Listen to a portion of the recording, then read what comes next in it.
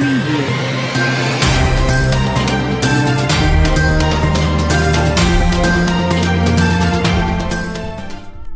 à tous et bienvenue une fois de plus sur votre chaîne d'actualité. Aujourd'hui, nous allons faire un tour du côté du Cameroun pour vous faire part de la situation qui fait vague sur les réseaux sociaux depuis un certain temps. Mais avant d'entrer dans le vif du sujet, nous vous demandons de vous abonner si cela n'est pas encore fait et d'activer votre cloche de notification pour ne rien manquer des informations à venir. Dans son live 100%, Ebal Angounou, Daniel Saint-Yves, ancien collaborateur de Paul Biya, révèle des informations sur les véritables parents biologiques de Franck Biya. Contrairement aux rumeurs, il affirme que Paul Biya n'a jamais eu de relations sexuelles avec la nièce de sa femme, Jean-Irène Biya. À Paris, après le mariage, Jean-Irène Biya a fait une fausse couche. Elle en a fait une seconde à Yaoundé en 1962 et a été hospitalisée à l'ancien pavillon Tanier de l'hôpital central. En fait, son époux était défaillant au plan génital. Il avait des insuffisances sur ce plan. Il n'était pas incapable d'engrosser une femme, mais ces insuffisances génitales faisaient qu'une grossesse ne puisse pas être normalement constituée. Dès lors, elle était vouée à un relâchement. Dans son cas précis, on parlait d'azospermie. Cela veut dire que son premier fils officiel n'est qu'un fils supposé. En effet, Franck Biya n'est pas le fruit des oreilles de son père car il est né à une époque où celui-ci n'était pas pratiquement capable de faire des enfants. Les enfants nés de son second mariage sont les siens propres parce qu'il a eu suffisamment de temps et de moyens pour mener à bien un traitement. On a créé autour de Franck une pathétique histoire d'amour entre un homme et la nièce de son ami.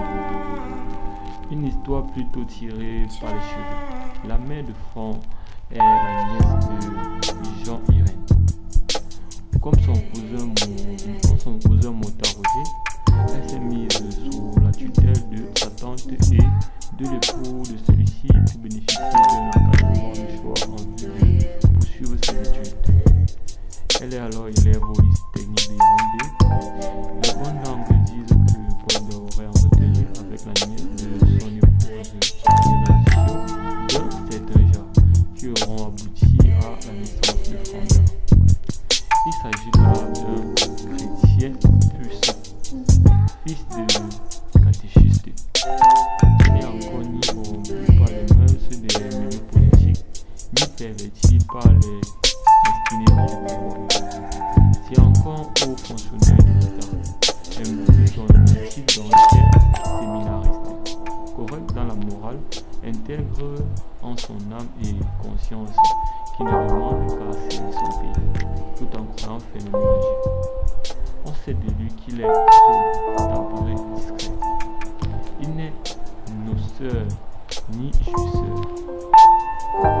Au départ, c'est un bon rangé qui a tout à faire au sens de la famille. Certes, il cumule aussi des défauts et des imperfections, mais pas au point de succomber au charme d'une enfant grandissant dans sa maison et placée sous sa tutelle.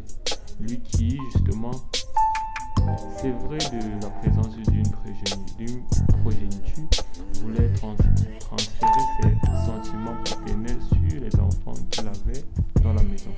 En réalité, Daniel constate qu'elle est grosse. Elle panique et veut adopter un comportement suicidaire. Sa tante en est informée. Une concertation avec l'époux et la résolution est bien vite adoptée.